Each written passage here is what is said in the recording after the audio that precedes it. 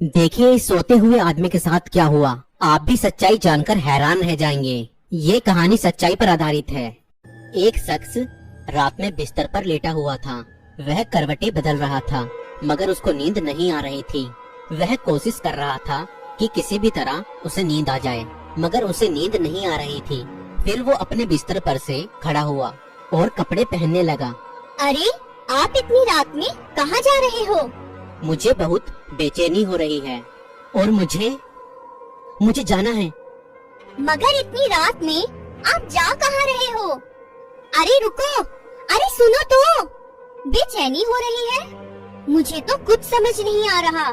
आखिर इनको हुआ क्या है?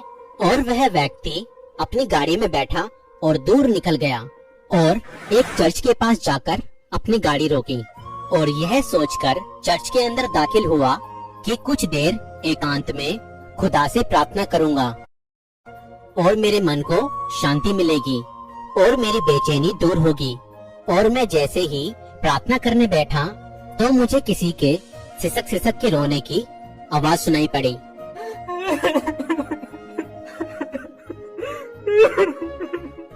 और जब मैंने अपनी आंखें उठाकर देखा तो देखा एक व्यक्ति घुटना पर बैठकर रो रो कर दुआ कर रहा था। अरे यह व्यक्ति इतनी रात गए यहाँ रो रो कर किसके लिए दुआ मांग रहा है।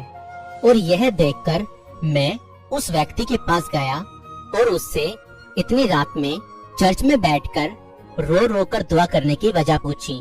भाई क्या हुआ, आप इतनी रात में चर्च में बैठकर रो रो कर दुआ कर रहे हैं, सब ठीक तो है ना?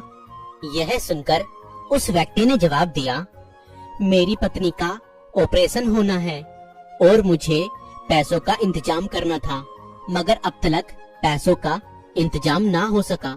यह सुनकर मैंने उससे पूछा कि आपको कितने पैसों की जरूरत है और वह व्यक्ति कहने लगा, मुझे 50,000 रुपयों की जरूरत है। और यह सुनकर मैंने अपना फोन निकाला और उसकी अकाउंट डिटेल्स लेकर उसके अकाउंट में 50,000 रुपए ट्रांसफर कर दिए।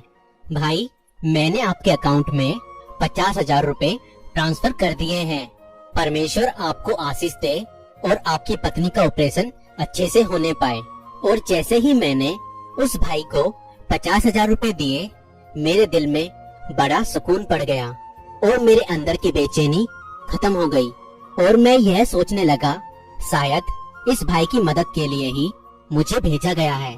भाई यह मेरा कार्ड है, आपको जब भी मुश्किल समय में मदद की आवश्यकता हो आप मुझसे फोन पर बात कर सकते हो। मैं आपके मुश्किल समय में आपकी मदद कर दूंगा।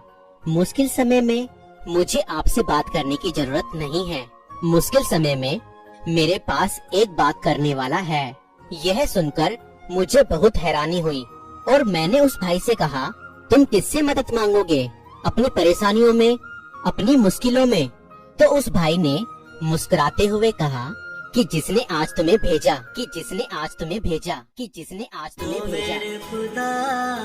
मेरे खुदा जब भी मुश्किलें आए और आप मुसीबत में हो तो सिर्फ एकमात्र सच्चे खुदा की ही इबादत में अपने सर को झुकाएं और उससे ही मदद मांगे। वह बहुत भला है, वह अवश्य ही आपकी मदद करेगा और आपकी मदद करने के लिए किसी न किसी को खड़ा करेगा। आपकी प्रार्थनाएं व्यर्थ नहीं जाएंगी। बस अपने पूरे हृदय से उस सच्चे खुदा को अपनी मदद के लिए पुकारें, वह अवश्य ही उपाय करेगा। किसी इंसान पर भरोसा न रखें, बस एकमात्र खुदा पर ही भरोसा रखें।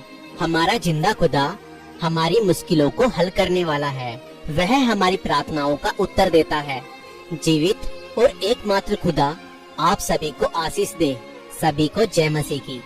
अगर आप हमारी सेवकाई को सपोर्ट करना चाहते हैं तो आप हमें फोन पे, गूगल पे, पेटीएम और यूपीआई भी कर सकते हैं। डिटेल्स डिस्क्रिप्शन में